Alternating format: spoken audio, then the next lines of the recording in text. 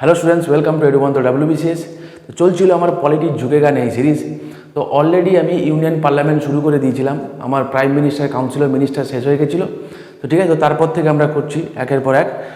তো আজকের মূলত আছে আমার লোকসভার উপরে বেশ কিছু আছে, নাম্বার অফ MCQ যেহেতু বেশি, আমি এটা দুটো পার্টে রেখেছি। ঠিক আছে, তারপর রাজ্যসভা, তারপরে পার্লামেন্ট, রেস্ট যেগুলো আছে স্পিকার, ডেপুটি স্পিকার, বিল রিলেটেড যেগুলো আছে একটার পর একটা আমি দিয়ে যাবো। তো তোমরা প্লিজ এই সিরিজটা যেটা চলছে তোমরা এটা ফলো করতে থাকো প্রথম থেকে।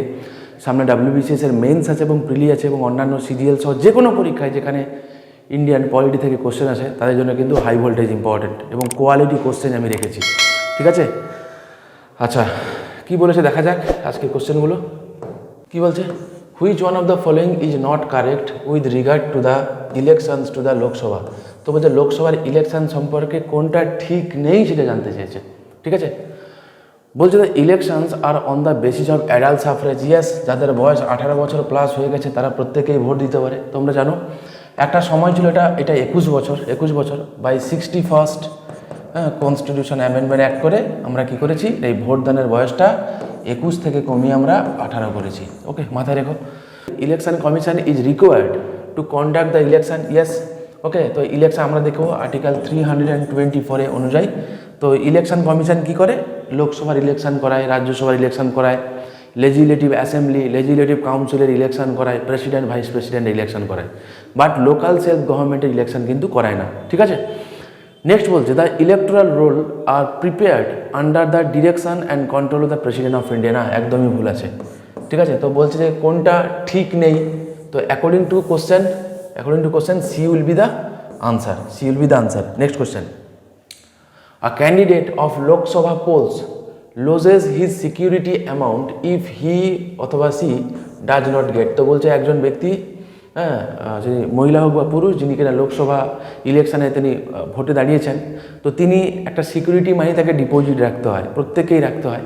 তো বলছি সিকিউরিটি ডিপোজিটে তিনি লুজ করবেন। ঠিক আছে, কখন, যদি তিনি কত নাম্বার অফ ভোট যদি না পায় তাহলে তিনি সিকিউরিটিটা তিনি লুজ করবেন। তো এটা হয় 1/6। ঠিক আছে, এটা প্রেসিডেন্টের ক্ষেত্রেও তাই, ভাইস প্রেসিডেন্টের ক্ষেত্রেও তাই, লোকসভা ইলেকশনের ক্ষেত্রেও তাই, লেজিসলেটিভ অ্যাসেম্বলি ইলেকশনের ক্ষেত্রেও কিন্তু তাই 1/6। ঠিক আছে, কোনো একজন ব্যক্তি তিনি যদি টোটাল যা পোলিং হয়েছে তার 1/6 ভোট যদি না পান, যে ক্যান্ডিডেট পাবেন না, তার তার আমানত বাজেয়াপ্ত হয়ে যাবে। ঠিক আছে, তার আমানতটা বাজেয়াপ্ত হয়ে যাবে। তাহলে 1/6 উইল বি দ্য আনসার। তো according to question none of the above is the right answer. What is the minimum age laid down for a person to seek election to the Lok Sabha? তো লোকসভায় vote দাঁড়াতে গেলে ন্যূনতম কত বছর বয়স লাগে তোমার হচ্ছে ন্যূনতম 25 বছর বয়স। ঠিক আছে, তাহলে 25 বছর বয়স হলেই প্রাইম মিনিস্টার হওয়া যায়, এনি কাউন্সিল অফ মিনিস্টার হওয়া যায়, স্পিকার হওয়া যায়, কোনো চাপ নেই। ঠিক আছে, চলো নেক্সট কোশ্চেনে যাই। For election to the Lok Sabha a nomination paper can be filed by. ঠিক আছে, তো বলছে লোকসভার ইলেকশনের জন্য এই নমিনেশন পেপারটা ফাইল করতে পারে কে, সেটা জানতে চেয়েছে। Anyone রিজাইডিং in India. তো যে খুশি, যে ভারতে বসবাস করে। হবে কি, হবে না। আর resident of the constituency from which the election is to be conducted. তো বলে যেখান থেকে ইলেকশন কন্ডাক্ট করা হবে সেখানকার একজন রেসিডেন্ট, একজন বাসিন্দা। শুধু বাসিন্দা বলে হবে না, কেটে দাও। তো বলছে any citizen of India whose name appears in the electoral roll of a constituency. Yes, this is the right answer. যে কোনো ব্যক্তি যেখান থেকে তিনি ভোটে দাঁড়াতে চাইছেন সেখানকার ভোটার তালিকায় তার নাম নথিভুক্ত থাকতে হবে। ঠিক আছে, any citizen of India whose name appears in the electoral roll of a constituency. Mind it. The 84th Amendment Act has frozen the total number of existing seats in the Lok Sabha on the basis of 1971. ঠিক আছে, আমরা দেখেছি they shall remain unaltered till the first census to be taken after the year. তো এটা করা হয়েছিল, কি করা হয়েছিল বলো তো, বলা হয়েছিল যে 1971 সালে যে সেন্সাস হয়েছে তার উপর ভিত্তিতে আমরা কি করব না, এখন যে কারেন্ট যা লোকসভার সিট আছে সেগুলোকে অ্যালোকেট করে রেখেছি। ঠিক আছে, এবং বলা হলো ফার্দার 2026 সালের পরে যখন যখন সেন্সাস হবে তারপরে গিয়ে আমরা সিটটাকে অল্টারেট করব। তো বেসিক্যালি এখন যে লোকসভার যে ভোট হয় বা প্রেসিডেন্টাল যে ইলেকশন হয় সেটা কিন্তু 1971 সালের সেন্সাসের উপর ভিত্তি করে। ঠিক আছে, এটাও মাথায় রেখো, very much important. Maximum strength of Lok Sabha as stipulated in the constitution of India is, এটা প্রচুর লোকের ডাউট আছে, ঠিক আছে, after 104th constitution amendment act, যে এখন কি হবে, আমি 550 বলবো নাকি 552 বলবো। ঠিক, দেখো ছোট্ট করে একটু বলে নিই, এটা একটু কনসেপচুয়াল জিনিস আছে। 104th কনস্টিটিউশন অ্যামেন্ডমেন্ট অ্যাক্ট হয়েছে 2019 সালে, ঠিক আছে। তো যেখানে বলা হয়েছিল কি, এই আমাদের এখন লোকসভার টোটাল ম্যাক্সিমাম স্ট্রেংথ, ওকে, 552, ওকে, 552, যেখানে বলা হলো 530 জন ইলেক্টেড হবে ফ্রম স্টেট থেকে, ওকে, 20 জন হবে ফ্রম ইউটিস থেকে, এবং 2 জন নমিনেট করতে পারত president from Anglo Indian community থেকে, যদি প্রেসিডেন্ট মনে করতো যে তাদের কমিউনিটি থেকে অ্যাডিকুয়েটলি রিপ্রেজেন্টেটিভ নেই, সেই রকম কন্ডিশনে, ঠিক আছে। এবারে 104th কনস্টিটিউশন অ্যামেন্ডমেন্ট অ্যাক্ট করা হয়, সেখানে আমরা দেখব যে এসসিদের জন্য সিট রিজার্ভ করা আছে, এসটিদের জন্য সিট রিজার্ভ আছে, আর্টিকেল 330-এ দেখতে পাবো। আর্টিকেল 331-এ দেখবো অ্যাংলো ইন্ডিয়ানের কথা বলা আছে, যেটাই আমি এক্ষুনি বললাম। তো এই যে প্রভিশনগুলো হলো প্রত্যেক 10 বছর অন্তর অন্তর বাড়ানো হয়, ঠিক আছে। 2019 সালে যখন করা হয়, এসসি এবং এসটিদের জন্য যে রিজার্ভেশন সেটা ফার্দার এক্সটেন্ড করা হলো, হ্যাঁ, আপ টু 2030 সাল পর্যন্ত, কিন্তু বাড়ানো হয়নি, সেটা হচ্ছে অ্যাংলো ইন্ডিয়ান কমিউনিটির জন্য। তাহলে এই দিক থেকে দেখতে গেলে আনসার হওয়া উচিত হিসাব মতো কত, -2, তার মানে হচ্ছে 550 জন, ঠিক তো। কিন্তু দেয়ার ইজ এ পিকচার, ভালো করে মন দিয়ে শুনবে। এই 104th কনস্টিটিউশন অ্যামেন্ডমেন্ট অ্যাক্টে যে 2 জনকে কমানো হলো অ্যাংলো ইন্ডিয়ান কমিউনিটি থেকে, টোটাল স্ট্রেংথ কিন্তু কমে 550 হয়নি, মাথায় রেখো।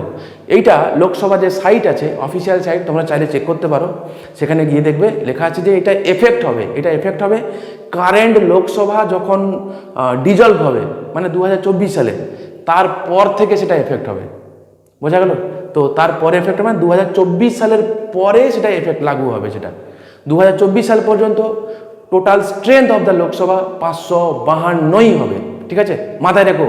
এটা কিন্তু খুব খুব খুব খুব ইম্পর্ট্যান্ট। চলো নেক্সট কোশ্চেনে যাই। Which of the following constitutional amendments is related to raising the number of members of Lok Sabha to be elected from the states, ঠিক আছে। তো বলছে যে কোন কনস্টিটিউশন অ্যামেন্ডমেন্ট অ্যাক্টের সঙ্গে রিলেটেড, মানে কোন কনস্টিটিউশন অ্যামেন্ডমেন্ট একটা লোকসভার সিট বাড়ানোর সঙ্গে রিলেটেড জানতে চেয়েছে। একটা তো হবে 7th কনস্টিটিউশন অ্যামেন্ডমেন্ট অ্যাক্ট, যেটা হচ্ছে 1956-এ, আর একটা হবে 31st কনস্টিটিউশন অ্যামেন্ডমেন্ট অ্যাক্ট 1973-তে, ঠিক আছে। মাথায় রেখো, 7th কনস্টিটিউশন অ্যামেন্ডমেন্ট অ্যাক্টে করা হয়েছিল 500 থেকে বাড়িয়ে 525, আর 31st-এ করা হয়েছিল 525 থেকে বাড়িয়ে 545, ঠিক আছে, মাথায় রেখো। চলো নেক্সট কোশ্চেনে যাই। According to the article 82 of the constitution of India, the allocation of seats in Lok Sabha to the states is on the basis of dash census. তো বলছে কোন সেন্সাসের উপর ভিত্তি করে আমরা লোকসভায় সিটগুলোকে অ্যালোকেট করেছি। আমি অলরেডি বললাম তোমাদের, আনসার কী হবে, 1971। চলো next question. The state wise seat allocated in Lok Sabha is based on, ঠিক আছে, স্টেট ওয়াইজ যে আমরা সিট অ্যালোকেট করেছি কার উপর ভিত্তি করে, ইট ইজ বেসড অন, মাথায় রাখো, পপুলেশন, এরিয়া নয়, কিন্তু এরিয়া কিন্তু নয়। এরিয়া যদি হতো তাহলে রাজস্থান থেকে সব থেকে বেশি পরিমাণে রিপ্রেজেন্টেটিভ থাকতো, তা কিন্তু নেই। বেশি আছে কার, উত্তরপ্রদেশের, কারণ উত্তরপ্রদেশের পপুলেশন বেশি, মাথায় রেখো। Next question. The Lok Sabha secretariat comes under the direct control of the, Lok Sabha secretariat কার ডাইরেক্ট কন্ট্রোলে আসে, it is the speaker of Lok Sabha, okay. Next question.